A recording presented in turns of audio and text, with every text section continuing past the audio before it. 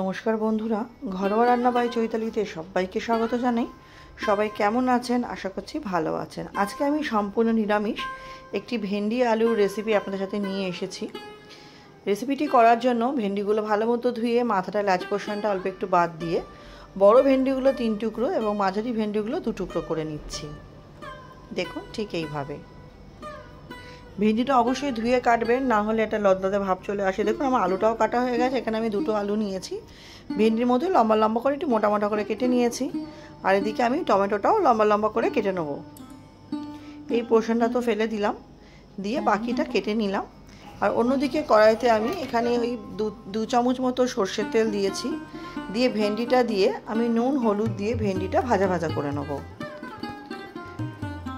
এরকম একটা ভেন্ডি আলুর রেসিপি বন্ধুরা আশা করছি আপনাদের ভালো লাগবে, অবশ্যই করবেন।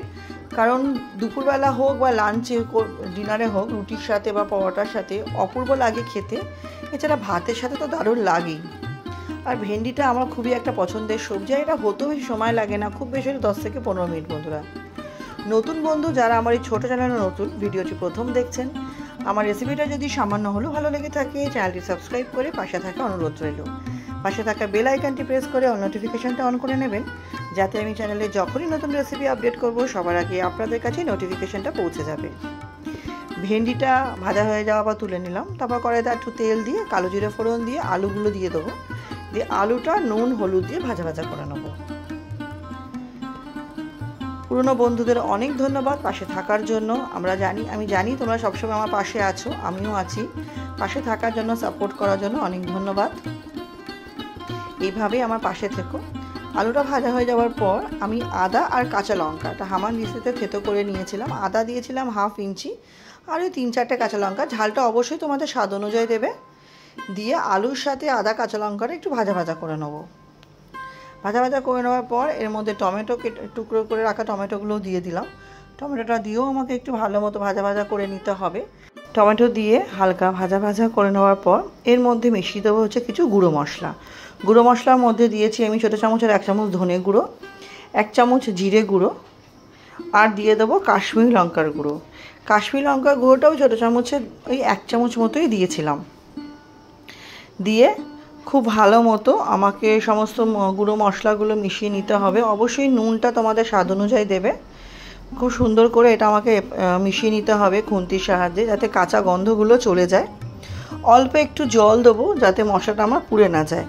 খুব অল্প একটু জল দিলাম। জল দিয়ে খুব ভালো মতো এটা নাড়াচাড়া করে নেব। কিছুক্ষণের জন্য এটাকে আমি ঢেকে রাখবো, যাতে খুব ভালোভাবে আলুটা সেদ্ধও হয়ে যায়, যাতে আমার টমেটোটাও মজে যায়। দেখো সুন্দরভাবে আলুটাও সেদ্ধ হয়ে গেছে, টমেটোগুলো মজে গেছে। এরপরে আমি ভেজে রাখা ঢ্যাঁড়সটা দিয়ে দেবো।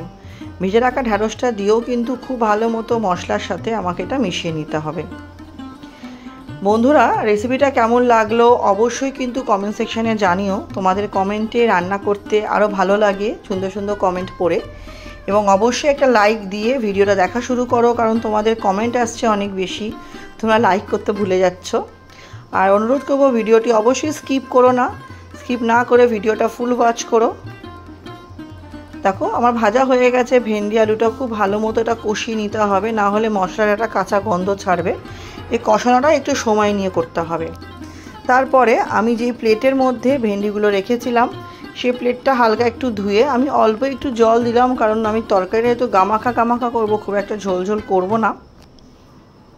তবে যদি ঝোল ঝোল করতে চাও তাহলে ঝোলের পরিমাণটা একটু বেশি দিও। আমি যেহেতু গামাখা করতে চাই সেটা অল্পই দিচ্ছি। দিয়ে কিছুক্ষণ ঢেকে রাখবো এটাকে। কিছুক্ষণ ঢেকে রাখার পরে দেখো এটা আমার খুব ভালোভাবে রেডি হয়ে গেছে। সমস্ত কিছু ভালোভাবে কষে গেছে। দেখো ওটা গামাখা ভাপও চলে এসছে। দেখতে যতটা সুন্দর লাগছে, খেতেও কিন্তু ততটাই সুন্দর হয়েছিল। রেসিপিটা আমার প্রায় কিন্তু বন্ধুরা শেষের দিকে। অল্প একটু চিনি দেবো সমস্ত স্বাদকে ব্যালেন্স করতে। যদি তোমাদের চিনি পছন্দ না হয় স্কিপ করতে পারো। আমি একটু নিরামিষ রান্না হোক বা আমিষ রান্না হোক একটু চিনিটা দিই, কারণ সমস্ত স্বাদকে ব্যালেন্স করার জন্য। পছন্দ করি, না পছন্দ হলে তোমরা স্কিপ করে যাবে। তাহলে রেসিপিটা আমার কমপ্লিট হয়ে গেছে। এবার গরম গরম পরিবেশন করার পালা। আর ভিডিওটাও আজকের মতো এখানেই শেষ করছি। নেক্সট দিন আবার হাজির হয়ে যাব নতুন কোনো রান্নার সাথে।